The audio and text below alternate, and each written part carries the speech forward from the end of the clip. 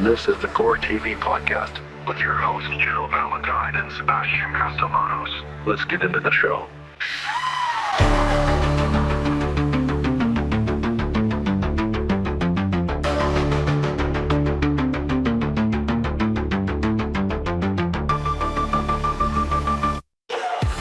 Okay, are you ready for this?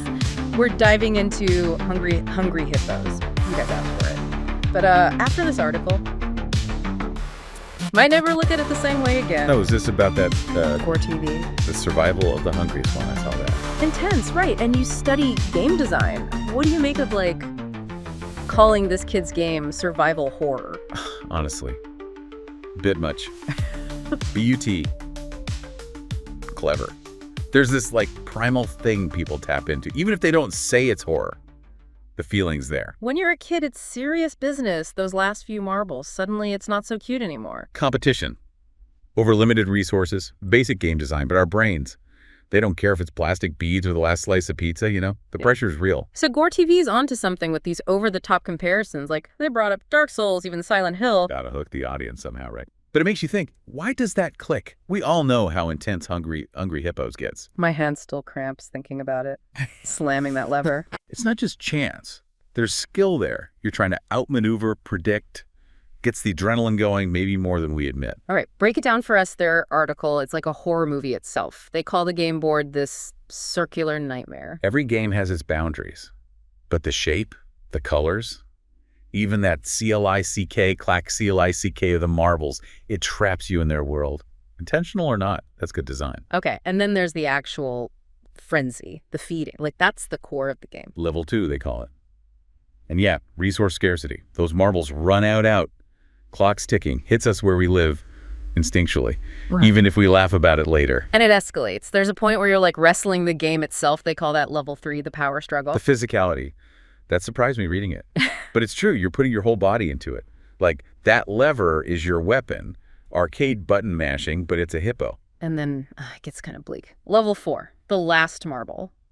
They're saying it's basically post-apocalypse by then. Okay, maybe a tad dramatic. But think about it. When only one marble's left, all strategy goes out the window.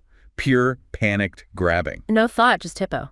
Exactly. They're exaggerating to make a point, but it's grounded in how we really play. And that's kind of their whole thing, right? Yeah, they rated the game 9.5 out of 10 on their bloody brain scale.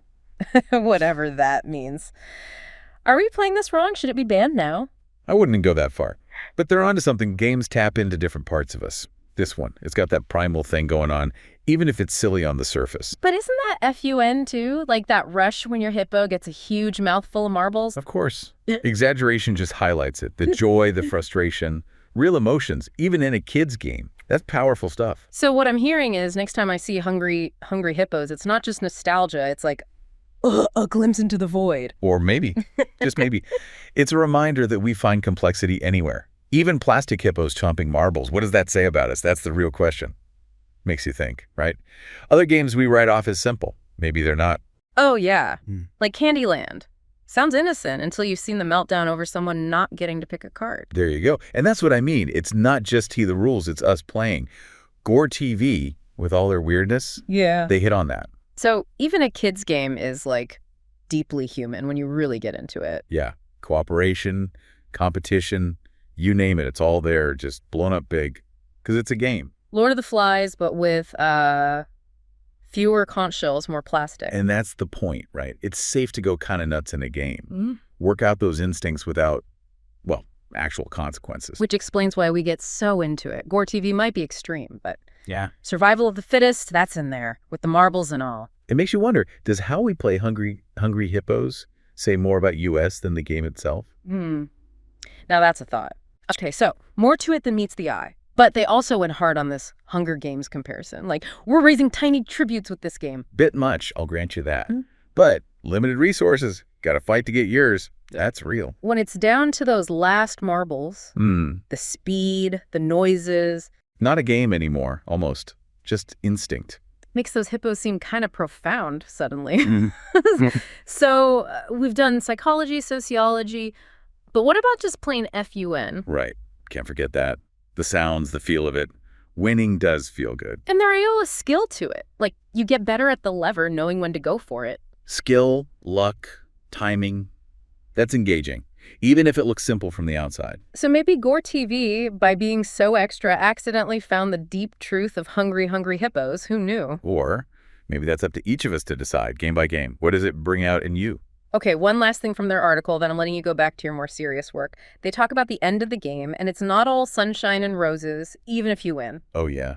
You're the one who dug this up. What'd you make of that part? It's like, you're hyped up, hands probably aching a little, and then it's just over. They made it sound kind of sad, like all that energy, gone. Just a pile of marbles. You didn't even really eat them. The letdown. We've all felt that. Winning's not always purely happy. There's a cost, even in a game. Yeah. And it made me think, GoreTV's being weird, as usual, but it is like a super fast version of something real, that intensity fading.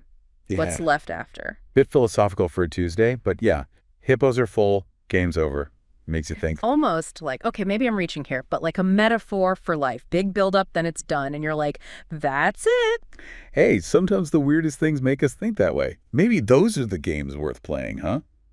If they make us look twice at the ordinary stuff. Deep thoughts from Hungry Hungry Hippos. Who knew? Right. Never underestimate a good deep dive, even into a plastic hippo's stomach. Well, on that note, huge thanks for going on this journey with me. I feel strangely wiser, but also like, I need a nap. Anytime. Always happy to talk games, even the ones that make us question reality. And to everyone listening, next time you see that box on a shelf, those beady hippo eyes, maybe there's more going on in there than you thought. Until next time, thanks for diving deep with us.